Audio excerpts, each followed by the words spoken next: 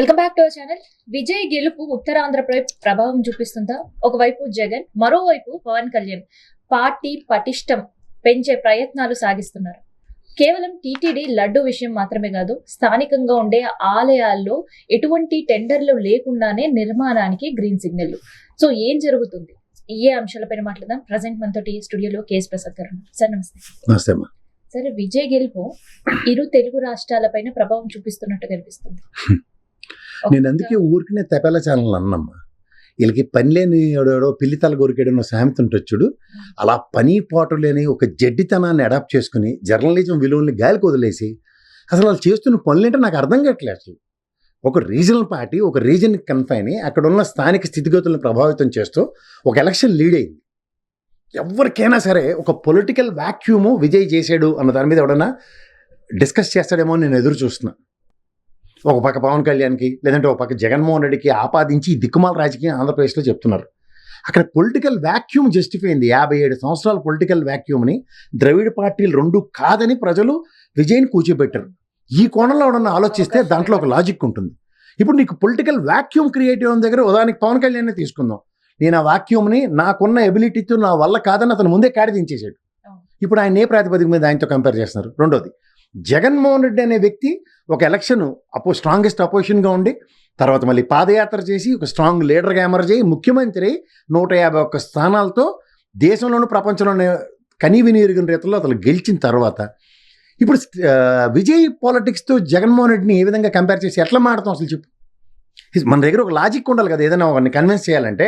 ఇప్పుడు నేను అంటుంది ఏంటంటే, జగన్మోహన్ రెడ్డి స్థానిక స్థితిగతుల్ని ప్రభావితం చేసే అంశాల్లో వెనకపడ్డా, ముందు పడ్డా, లేదా విజయ్ ఏదైనా అడ్రస్ చేసిన ఇష్యూస్ లాంటివి జగన్మోహన్ రెడ్డి అడ్రస్ చేయలేపడా అన్న కంపారిజన్ అవడం ఇస్తాడంటే అసలు ఆ సిచ్యువేషన్స్ వేరు, ఇక్కడ సిచ్యువేషన్స్ వేరు. ఇప్పుడు ఆయన రాగానే ఫస్ట్ సంతకం ఏమి పెట్టాడు? ఆయన 200 యూనిట్ల మీద సంతకం పెట్టాడు. వీళ్ళు ఆల్రెడీ వాళ్ళ నాన్నగారు చేసిన పథకానికి కంటిన్యూ చేయడమే కాక ఒక బ్రహ్మాండమైన పథకం ఎట్లా, ఈ సెకీతో పవర్ ఒప్పందంలో 20 సంవత్సరాలకి ₹2.10 ఎంతకో ఒప్పందం చేసుకున్నాడు. అది ఏది పవర్ టారిఫ్ ఛార్జెస్. సో దానివల్ల ఉచిత పథకానికి ఒక బృహత్తర కార్యక్రమం వైఎస్ఆర్సీపీ పరంగా చేసిన దాన్ని, ఒక ఎగ్జిక్యూషన్ ఫ్రంట్లో నోచుకున్న దాన్ని ఎట్లా కంపేర్ చేస్తాం? మచ్చుతునకలు చెప్తున్నాం. ఇప్పుడు దానికి ఫ్రీ బస్సే అనుకుందాం. ఉదాహరణకి ఆయన పెట్టలేదు ఫ్రీ బస్సు, అది కాంగ్రెస్ ఎజెండా కదా. Why the hell these two has to break their head? TDP వచ్చిన తర్వాత పథకం కంటిన్యూ అవుతున్నాయి. ఇప్పుడు దానికి విజయ్ గారు ప్రభుత్వం మాట దేవుడు ఎరుగు. గతంలో ఏఐడిఎంకే పార్టీ నుంచి జయలలిత గారు చనిపోయిన తర్వాత డిఎంకే పార్టీ పదవి ఎక్కిన తర్వాత వాళ్ళు తీసుకున్న నిర్ణయం ఏంటి? అమ్మ పథకాలు బాగున్నాయి, కంటిన్యూ చేద్దాం అన్నారు. అలాగే ఇప్పుడు నీకు ఫ్రీ బస్ అన్న పథకం రేపు జగన్మోహన్ రెడ్డి వచ్చిన తర్వాత నచ్చితే కంటిన్యూ చేయాలా, లేదా గమ్మున ఉండాలా? ఇదేదో దీని గురించి ఏదో మాట్లాడతారు మానేసి ఆ విజయ్ గారి కంపారిజన్ లేటమ్మా. ఇప్పుడు ఉత్తరాంధ్రలో యాడ విజయ్ యాడేని ఏమైనా కంపారిజన్ ఉందా? ఉత్తరాంధ్ర ముఖ చిత్రం ఎవరికైనా తెలుసా అసలుకి? అక్కడ ఎలా ఉంటుందంటే విభిన్న సంస్కృతులు, సాంప్రదాయాలు, కులాలు, మతాలకు అతీతంగా ఒక కట్టు ఉంటుంది అక్కడ. సో కట్టుని గెలిపించుకునే ప్రయత్నం జనసేన పార్టీ బలోపేతం చేయడానికి బాలినేనిని కూడా పెట్టాడా?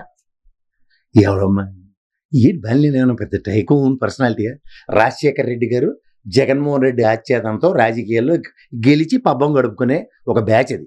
అందులో ఒకడు చుట్టపోల బ్యాచ్ అంటాం మేము. ఈ చుట్టపోల బ్యాచ్లు అందరినీ తీసుకొచ్చి ఏమైంది? ఇప్పుడు రామారావు గారి పేరు చెప్పుకున్న తారకరత్న చనిపోయాడు. ఆ కుర్రాడు రాజకీయ రేపు సినిమా అరంగేట్రం చేసి 11 సినిమాలు 17 సినిమాలు గిన్నీస్ రికార్డులు అన్నాడు. ఏమైనా ఒక్క పనికొచ్చిన సినిమా ఉందా చెప్పు?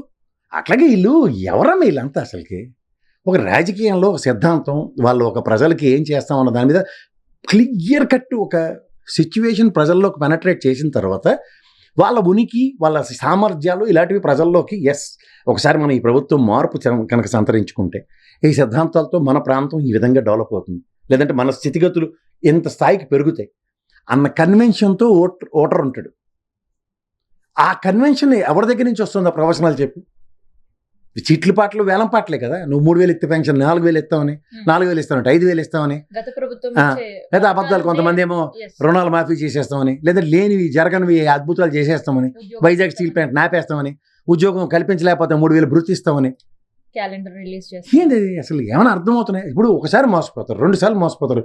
ప్రజలు అలా మోసపోతూ ఉండి కూడా ఇంకా జడ్డితనాన్ని తీసుకొచ్చి ఆ విజయ్తో కంపేర్ చేసుకుని ఏంది ఇది? పోనీ అట్లీస్ట్ విజయ్ గారు ఫస్ట్ ప్రయారిటీలో ఆయన రాగానే 2 weeks టైం ఇస్తున్నాను, గుడి ప్రాంతాల్లో, బడి ప్రాంతాల్లో, దేవాలయ ప్రాంతాల్లో లెక్కర్ షాపులు ఉంటే పళ్ళు రాలగొడుతున్నాయి, ఎత్తి అవతల ఇసిరండి అని చెప్పాడు మోమాట లేకుండా. పోనీ ఆ ప్రెషర్ ఇప్పుడు ఈ ప్రభుత్వం మీద పెట్టడానికి అపోజిషన్ స్ట్రాంగెస్ట్ రీజన్స్ తీసుకుంటుంది. అట్లీస్ట్ పవన్ కళ్యాణ్ ఎస్ మనం ఏదైతే అదైంది, మనం గుడ్ గవర్నెన్స్ అన్న కాన్సెప్ట్లో నేను ఈ స్టాండ్ తీసుకోబోతున్నాను, ముఖ్యమంత్రి గారితో నేను చర్చిస్తాను అన్నదేమైనా ఒక్కసారి డైలాగ్ ఉందా? What did Vijay is right, so basing on that this governance is about to అని నేను ఆ స్టాండ్ తీసుకుంటానని పవన్ కళ్యాణ్ స్టేట్మెంట్ చూడు, అప్పుడు మాట్లాడు ఉత్తరాంధ్రను ప్రభావితం చేస్తాడు, లేకపోతే తొక్క జస్ట్ ఇన్ 1 day గవర్నెన్స్ నేను ఎగ్జాంపుల్ చెప్తున్నాను. సో ఇవి ఏవీ లేకుండా ఎద్దీనిందంటే దూడకట్టి ఇదేటమ్మా ఇది, ఏమన్నా నాకు అర్థం కాదు. అక్కడ పోనీ ఏమన్నా తోపు తురుముకాలంలో గెలిచారా? ఇక్కడ ఫస్ట్ టైం 67 స్థానాలు గెలిచిన జగన్మోహన్ రెడ్డికి 23 స్థానాలు జల్లకొట్టి ఎలా లాక్కున్నారు తెలుగుదేశం. అక్కడ కూడా ఏడీఎంకి టంగా జల్లకొట్టి వాళ్ళ ఫ్లోర్లో 150 పైన ప్రూవ్ చేసుకుంటాడు ఆయన. ఏరా అయితేనేటి ఇప్పుడు ముఖ్య అంటే ఇలా చూపించి కూడా ఒకడు జగన్మోహన్ రెడ్డి, ముఖ్య అంటే ఇలా అంతా చెప్పుకొని ఇలా ఉందా, ఇక్కడ ఉందా లేదా, ఇలా ఉందా అని చెప్పుకునేవాడు ఒకడు పవన్ కళ్యాణ్, ఇంకోటి విజయ్. వీళ్ళిద్దరిని నడిపిస్తున్నాడు కూడా వెనక నేను చూడండి రా అంటే అది వదిలేసి హత్య పవన్ కళ్యాణ్, హత్య జగన్మోహన్ రెడ్డిని ఏంది ఎర్రి ఎంగలైతనం. కాకపోతే కంపారిజన్ ఎవరితో చేస్తున్నారు? ఇప్పుడు ఉదాహరణకి అక్కడ బొత్స సత్యనారాయణ గారు ఉన్నారు, స్ట్రాంగెస్ట్ లీడర్ ఆయన. మా అశోక్ గజపతిరాజు గారు ఉన్నారు తెలుగుదేశంలో, స్ట్రాంగెస్ట్ లీడర్. లేకపోతే అచ్చెన్నాయుడు ఫ్యామిలీ స్ట్రాంగెస్ట్ ఫ్యామిలీ. అలాగే ఇక్కడ ధర్మాన ఫ్యామిలీ స్ట్రాంగెస్ట్ ఫ్యామిలీ. ఇందులో పవన్ కళ్యాణ్ రోల్ ఏంటి, ఇందులో జగన్మోహన్ రెడ్డి రోల్ ఏంటి చెప్పు ఒకసారి. అంటే జగన్మోహన్ రెడ్డి పార్టీ పరంగా ఉన్న వీళ్ళు, నేను అచ్చెన్నాయుడు ఫ్యామిలీ స్ట్రాంగ్, ధర్మాన ప్రసాద్ గారి ఫ్యామిలీ స్ట్రాంగ్, నెక్స్ట్ మా అశోక్ గజపతిరాజు గారు స్ట్రాంగ్, బొత్స సత్యనారాయణ గారు స్ట్రాంగ్ అని చెప్తుంది. దగ్గర వెనకాల చంద్రబాబు గారి పేరు కానీ జగన్మోహన్ రెడ్డి పేర్లు కానీ వినబడుతున్నాయే. ఫస్ట్ మీకు దీపానికి ఒత్తి పైకి పెడితే వెలిగించి వాడు వేరే వాడు ఉంటాడు, అది నేత అంటాను నేను. నాకు అది నూనె లేదు, ఒత్తి లేదు, అన్నీ వెలిగించి అంటే ఎవరితో వద్ది? పవన్ కళ్యాణ్ గారే నూనె చంద్రబాబు గారు పోయాలి, ఒత్తు ఆయనే ఇవ్వాలి, మళ్ళీ అగ్గిపెట్టి ఆయనే వెలిగించాలి. ఇందులో పవన్ కళ్యాణ్ రోల్ ఎదురా అని అడుగుతుంటే చెప్పరు ఎవరన్నా. కానీ ఉత్తరాంధ్రలో జస్ట్ విజయ్ లాగా ఇతను ప్రపంచం చూసి చేస్తాడు. పార్టీ సంస్థాగత నిర్మాణం ఆడే ఇక్కడ ప్రకాశం నెల్లూరు జిల్లాలో ఉన్న బాలినేని తీసుకొచ్చి ఇక్కడ కంపారిజన్. ఇవిడి బాలినేని రూపాయి ఎత్తిమి పెడితే పావులా కొనరు. గతి లేక దిక్కు లేక పవన్ కళ్యాణ్ శాంతం చేరి సంవత్సరం బట్టి చేస్తున్న ఒక కుటీల రాజకీయానికి తగబహే ఆయన ఒక గచురు గతి జగన్మోహన్ రెడ్డి పక్కపోయినాడు. రోజు శాడీలే. Private limited company Andhra Pradesh. రీసెంట్గా మనం మెడికల్ స్కామ్ గురించి మాట్లాడాం. ఇవాళ గ్రామ స్థాయిలో ఉండే, మండల స్థాయిలో, జిల్లా స్థాయిలో ఉండే ఆలయాలకు వేటి నిర్మాణానికి కూడా ఎటువంటి టెండర్ లేకుండానే గ్రీన్ సిగ్నల్ ఇవ్వడం. అమ్మా ఇదేం వైఎస్ఆర్సీపీ పార్టీ అనుకుంటున్నావా? వాళ్ళంటే ఎర్రిమాలోకలు, వాళ్ళ కార్యకర్తల్ని, నాయకుల్ని, గ్రాస్ రూట్ లెవెల్లో ఉన్న లీడర్లని పరిరక్షించుకోవడం వాళ్ళకి రాదు. మీకు మళ్ళీ చెప్తాను, మా నంద్యాల బొగ్గన రాజేంద్రనాథ్ అన్న సూపర్బ్ చేశాడు. స్థానిక క్యాడరు, స్థానిక లీడర్లు ఎవడన్నా బాగుపడిన వాడిని చూపించు. వాళ్ళ రోల్ లేదు. లోకల్ కాంట్రాక్టర్లు కాకుండా బయట ఉన్నవాడిని తీసుకొచ్చి చేయించుకున్న దగ్గర వీళ్ళు మా make in India concept Narendra మోడీది బాగా అడాప్ట్ చేసుకుంటారు తెలుగుదేశం వాళ్ళు. అదేనమ్మా మేక్ ఇన్ ఇండియా కాన్సెప్ట్లో మేక్ ఇన్ ఏపీలో మేక్ ఇన్ టీడీపీ వాళ్ళు. ఇప్పుడు మొన్న నేను చెప్పాను చూడు, నీరు తొట్టే చెట్టు అలా తొట్టానగానే పవన్ కళ్యాణ్ పార్టీ వచ్చింది కూడా తొట్టి ఇచ్చారు వాళ్ళకి. ఇప్పుడు ఇందులో కూడా వాళ్ళు బాగుపడాలంటే ఏదో తృణోపానం అందరూ బాగుపడాలి కదా. ఇప్పుడు నెక్స్ట్ 5 ఏళ్ళ తర్వాత ఎలక్షన్లో రూపాయి డబ్బులు లేకుండా ఎవరు నిలబడడానికి అంత జగన్మోహన్ రెడ్డి గారి పార్టీ అంత సామర్థ్యం ఎవరికి ఉండదమ్మా. ఆయనే సాటి. ఆ కార్యకర్తల సంఘనాకపోయినా లేకపోతే నాయకులు అడుగు తినిపోయినా ఆడికి ఏ బాధ ఉండదు, బంది ఉండదు. తెరగొడ్డేసి కూర్చొని ఉంటాడు, బయటకు వస్తాడు, జనాల్లో అన్నా నువ్వు మాస్ అన్నా సూపర్ అన్నా అంటే అయిపోయింది. ఇక్కడ అలా కాదు కదా. మాకేంటి అని రోజు అడుగుతారు వీళ్ళు. మాకేంటి అన్న దగ్గర ఈ ప్రభుత్వం వచ్చినప్పుడు వాళ్ళని శుభ్రంగా చూసుకుంటారు. మళ్ళీ నెక్స్ట్ టైం ఓడిపోతారు. ఓడిపోయినా తిరిగి వీళ్ళు అడగలుగుతారు.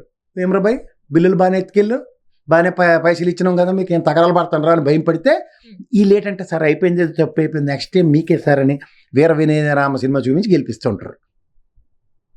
అయితే నువ్వు లాజిక్ ఆలోచించు. ప్రధానికి చంద్రబాబు గారు తెలుగుదేశం అన్ని ఫాల్స్ ప్రామిసెస్ ఇవన్నీ మనం ఎప్పటి నుంచో మాట్లాడున్నాం కదా. ఏ ప్రాతిపదిక మీద ఒకసారి ఆ పవర్లోనే గెలుస్తున్నాడా లేదా ఆయన? ఆల్టర్నేటివ్ కాదు కదా. ప్రధానికి జగన్మోహన్ ట్రాక్ రికార్డ్ తీసుకుందాం, సక్సెస్ ట్రాక్ రికార్డ్ అంటాం.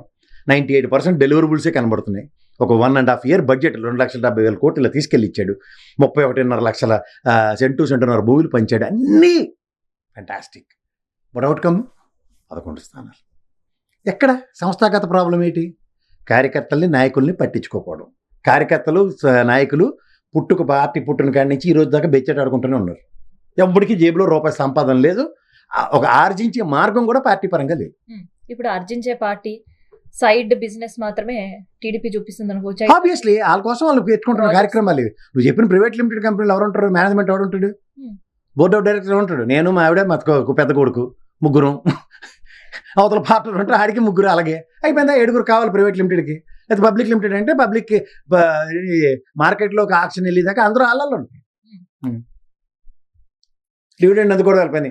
సో కొత్త ప్రభుత్వం మళ్ళీ ఏపీకి వచ్చే వరకు పూర్తిగా ఏపీ అంటే గతంలో కూడా అనుకున్నాం ప్రైవేట్ లిమిటెడ్ కంపెనీకి care of address, make in India లాగా మేక్ ఇన్ ప్రైవేట్ లిమిటెడ్ కి ఏపీ కేర్ ఆఫ్ అడ్రస్.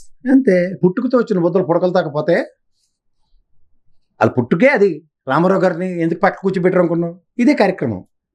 మాకేంటి అన్న దగ్గర మీకేంటి లేదు పని చేయండి అన్నారు జగన్మోహన్ రెడ్డి లాగా. ఏమైంది? ఆ లేకంగా ఎత్తే ఆయన్నే కూర్చోబెట్టారు. ఇక్కడ ఏం చేశారు? వీళ్ళు స్ట్రాటజికల్గా జగన్మోహన్ రెడ్డిని 11 నుంచి కూర్చోబెట్టారు పక్కన. జగన్మోహన్ రెడ్డి ఈ జన్మకు కాదు కదా, వచ్చే జన్మకు కూడా ఆయన ఇంట్రాస్పెక్ట్ చేసుకున్నా ఆయన ప్రాస్పెక్ట్లో ఆయన ఎతుకుతున్న ఆన్సర్ దొరకదు. ఏం చెప్పాను? ఆయన ఇంట్రాస్పెక్ట్ చేసుకున్నా ఆయన ప్రాస్పెక్ట్లో ఎతుకుతున్న ఆన్సర్కి ఆయనకి సమాధానం ఈ జన్మకు దొరకదు. ఎందుకు దొరకదు తెలుసా?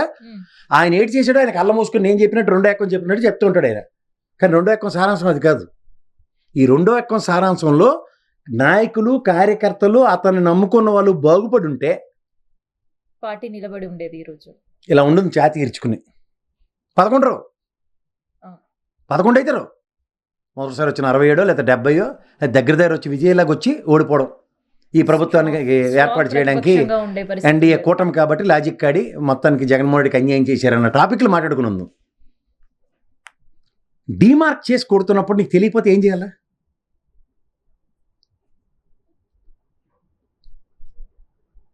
కొన్ని కంపారిజన్స్ మనకి మార్కెట్లో చాలా క్లియర్గా కనబడుతుంటాయి. ఇప్పుడు శివ సినిమాలో నెట్వర్క్ని ఫస్ట్ బ్రేక్ చేయాలి అన్న దగ్గరే కదా ఫస్ట్ ఆ చిన్నగాడు ఎవడో చచ్చిపోతాడు. తర్వాత వీడు ఎలర్ట్ అవ్వబట్టే కదా ఇంకెవడో చావకుండా కాపాడుకోగలుగుతాడు. అప్పుడు ఇమీడియట్గా కుటుంబం మీదకి వచ్చారు నువ్వు సినిమా చూడగావాలంటే. అలా ఇక్కడ జగన్మోహన్ రెడ్డి చుట్టూ ఉన్న టెరిటరీ పెరిఫరీల్లో ఎవరెవరు సురక్షితంగా ఉన్నారో గమనించుకో. వాళ్ళే నీకు ముందు ఇప్పుడు కనబడుతున్నారు. మళ్ళీ సురక్షితంగా లేని వాళ్ళు, బయటికి వెళ్ళిపోయిన వాళ్ళు విజయసాయి రెడ్డి ఎగ్జాంపుల్ చెప్పేసుకుంటున్నారు. అయితే కొంతమంది నాయకులు ఎలక్షన్స్ ముందు ఓటమిగా అంగీకరించేలాగా బయటికి పోయారు. కానీ వాళ్ళు ఎలా గెలిచారు నియోజకవర్గాలు మారిన తర్వాత కూడా? దీని మీద నువ్వు ఇంట్రాస్పెక్షన్ కావాలి కదా.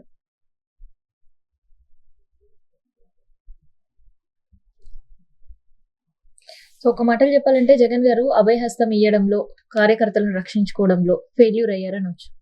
అంటే ఈ ప్రైవేట్ లిమిటెడ్ కంపెనీలు, ఈ ప్రైవేట్ కి సంబంధించినవి అన్ని చూస్తుంటుంటే అంటే ఈ ప్రైవేట్ లిమిటెడ్ కంపెనీలో మా వాళ్ళని మేము ఎలా సేవ్ చేసుకోగలం అన్న కాన్సెప్ట్ వీళ్ళ దగ్గర ఉంది. మా వాళ్ళని మేము ఎలా సేవ్ చేసుకోవాలన్న కాన్సెప్ట్ వైఎస్ఆర్సీపీ దగ్గర లేదు.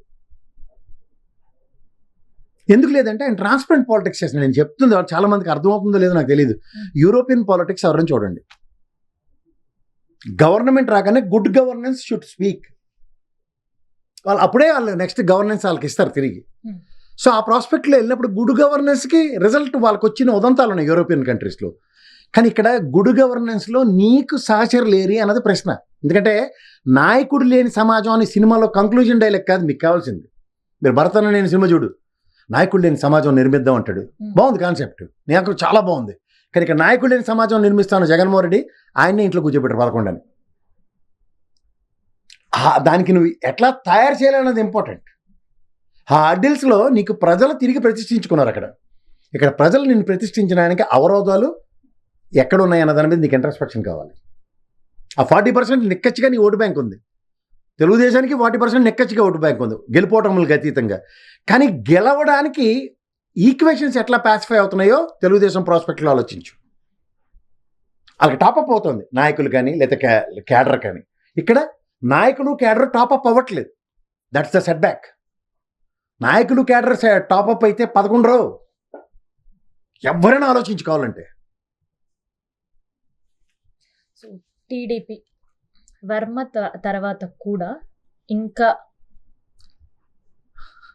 ఇంకా కూడా పార్టీకి సంబంధించిన వాళ్ళు ఒక హ్యాపీగా లేరు. అండ్ వర్మ పట్టిన గతే మనకు కూడా పెట్టే అవకాశం ఉంది అనే ఆలోచన. ఇవన్నీ నివురుగా పెళ్ళి నిప్పులమ్మా. నన్ను ఎప్పుడంటే once Lokesh is been declared as a chief minister అన్నప్పుడు ఈ పెరిఫరీస్ అన్నిటికీ లైటింగ్స్ వస్తాయి. అవి మీకు అప్పుడు షిండే గారు వస్తారు. Get ready. ఇవాళకి ఇవాళ కనబడవు నీకు. Hmm. Varma non existing in governance is been eliminated. Existing అన్నది ఎలిమినేషన్స్ ఎట్లా ఉంటాయి చూడు. ఎగ్జిస్టింగ్కి ఎలిమినేషన్ ఉండదు, ఎగ్జిస్టెంట్కి ఎగ్జిస్టెన్స్ ప్రూవ్ చేస్తారు. ఇది డౌన్ ద లైన్ జరిగేది అదే. ఇప్పుడు ఏమీ కనబడవు మీకు. Hmm. ఒక మూవ్ ఇటు నుంచి వచ్చినప్పుడు బీజేపీ వెకిలి చేష్టలన్నీ కనబడతాయి తెలుగుదేశానికి. నాకు తెలిసి జగన్మోహన్ రెడ్డి కూడా ఆ మూవ్ కోసం ఎదురు చూస్తున్నట్టుకున్నాడు. త్రిముఖ పోరా అనేది తేలిపోద్ది కదా. కాంట్రాక్ట్ ఉద్యోగులు. సో నిన్నంతా కూడా ఏపీలో సండే మండే లాగా మనం నిరసన డే అని చెప్పుకుంటే బాగుంటుంది, ప్రొటెస్ట్ డే. ఒక పక్క ఆక్వా రైతులు, ఇంకోవైపు కాంట్రాక్ట్ ఉద్యోగులు. సో ఆక్వా రైతుల పరిస్థితి ఏంటి అసలు? కొంచెం ప్యాథటిక్గానే ఉందాం. వాళ్ళని అడ్రస్ చేయట్లేదు. ఈ ముఖ్యంగా ఈ ఎండాకాలం వాళ్ళకి సమస్యలు చాలా తీవ్రంగా ఉంటాయి. ఓ పక్క డీజిల్ కొరత, రెండోది కరెంటు. ఇవన్నిటితోనూ వాళ్ళకి బేసిక్స్ ఇవి. వాళ్ళు ఒక ఫిష్ పాండ్స్ కానీ లేదంటే రొయ్యల చెరువులు ఇలాంటివన్నీ it requires basics all this. అవన్నీ అష్యూర్డ్ రేట్ ఆఫ్ దీంట్లతోనే మనకి గవర్నమెంట్ నుంచి ఒక బైబ్యాక్ ఉంటుంది. అప్పుడు వాళ్ళు సర్వైవ్ అవుతారు. తర్వాత అవి ఎప్పుడైతే జరగట్లేదో దాని repercussions government has to face. So ఒక పక్క పౌల్ట్రీ రైతాంగం అంతా కూడా ఈ సమ్మర్ లో విపరీతమైన వాళ్ళకి లాసెస్, అవును. సేమ్ కంపారిటివ్ గా ఆక్వా రైతులు. ఈ సమయంలో ఫీడ్ రేట్లు పెంచడం, అదే చెప్తున్నాను కదా. ఇప్పుడు అసలే కొనుక్కున్నాక దాని మీద తాటిపండు పెడితే ఎలా ఉంటుంది? ఇది biggest challenge for this government. ఇప్పుడు వీళ్ళ సర్వైవల్, వీళ్ళ దగ్గర ఆల్టర్నేటివ్స్ లేకుండా కూర్చుని ఇప్పుడు పెంచుకుంటూ పోతే ఫీడ్ రేట్లు ఏమవుతుంది? దాని పర్యవసానాలు వాళ్ళని ఎత్తికే చూడుతున్నాయి. ఓ పక్క మీరు గిట్టుబాటు ధర ఇచ్చే కార్యక్రమం, రెండోది వాళ్ళకి ఈ సమ్మర్ సీజన్లో వాళ్ళ ప్రొడక్టివ్లో పవర్ సబ్సిడీస్ కానీ లేకపోతే పవర్ని కన్సిస్టెంట్గా ఇస్తూ లేకపోతే డీజిల్ వాళ్ళ కోసం ఒక స్పెషల్ ప్రివిలేజ్ ఇచ్చి ఆక్వా రైతులకి డీజిల్ ఎక్కడ ఇబ్బంది లేకుండా. ఇప్పుడు చూడు అమరావతి రైతుల గురించి, అమరావతి కట్టడాల కోసం డీజిల్ స్టాండ్ ఎలా తీసుకున్నారో అలా ఆక్వా రైతులు కూడా తీసుకోమని. మొన్న ఒక ఆక్వా రైతు నెత్తినూరు కొట్టుకుంది ఏంటి, నా ఇదంతా పోతుందని కదా ఆయన గోల పెట్టుకుంది. సో ఇలాంటివన్నీ మనం దృష్టిలో పెట్టుకుని ఏం జరుగుతుందన్న దాని మీద ప్రభుత్వం ఒక కార్యాచరణ రచించాలి. ఇప్పుడు మనకు క్లియర్గా తెలుస్తుంది కదా. ఇప్పుడు నాన్నగారికి ఆఫీస్కి వెళ్ళి కంపల్సరీగా వెళ్ళాలి, ఆయనకి స్కూటర్లో పెట్రోల్ ఉండాలి. ఇది మనకి బేసిక్ లాజిక్. ఆ పెద్దనే కాలేజీకి వెళ్ళాలి, దానికోసం పెట్రోల్ వేయాలి. ఇలా ప్రయారిటైజేషన్స్ ఉన్నాయి. నువ్వు ఆఫీస్కి వెళ్ళాలి, నీకు డీజిల్ పెట్రోల్ కావాలి. నాన్నగారికి ఆన్ ద వేలో నేను దింపేసి వెళ్ళిపోవడం ఒక లాజిక్ ఉందనుకో. అప్పుడు ఏం చేయాలి? అన్నయ్యని ఏదో చెప్పి బస్సులోనో లేకపోతే మెట్రోలోనో వెళ్ళమని చెప్పి మీ ఇద్దరు ఒకే బండి మీద వచ్చారు అనుకో, ఇది ప్లానింగ్ అంటాను. ఈ ప్లానింగ్ లేకపోతే సో ఇవేమీ లేనప్పుడు ఏమవుతుందంటే ఈ 2 ఏళ్ళు బట్టి ఏం చేస్తున్నారు అన్నది చూడాలి కదా. ప్రొటెస్ట్లు పుట్టుకొస్తాయి ప్లానింగ్ లేనప్పుడే. ఆబ్వియస్లీ వస్తాయి కదా. ఇప్పుడు కడుపు నిండితే నువ్వు ఎందుకు గమనం ఉండకుండా నువ్వు వచ్చి ఉద్యమాలు చేయవు కదా. ఇప్పుడు ఎక్కువ రైతులకు సంబంధించిన ఇష్యూస్లో ప్రభుత్వ చిత్తశుద్ధి చాటుకుంటూ వాళ్ళకి ఏం చేస్తారు చెప్పకపోతే, వాళ్ళకి రోడ్డుకి రాక ఇంకేం చేస్తారు? తీవ్ర ఆక్రమణలో ఉంది వ్యవసాయ క్షేత్రాల్లో ఉన్నవి. ఇవి అకాల వర్షాలనో లేకపోతే తుఫాను బాధితుల నుంచి ఈ రోజు కూడా కేంద్రం నుంచి రూపాయి పరిష్కారం రాలేదు కదమ్మా. సో అలాంటి దగ్గర వాళ్ళు ఎలా సస్టైన్ అవుతారు?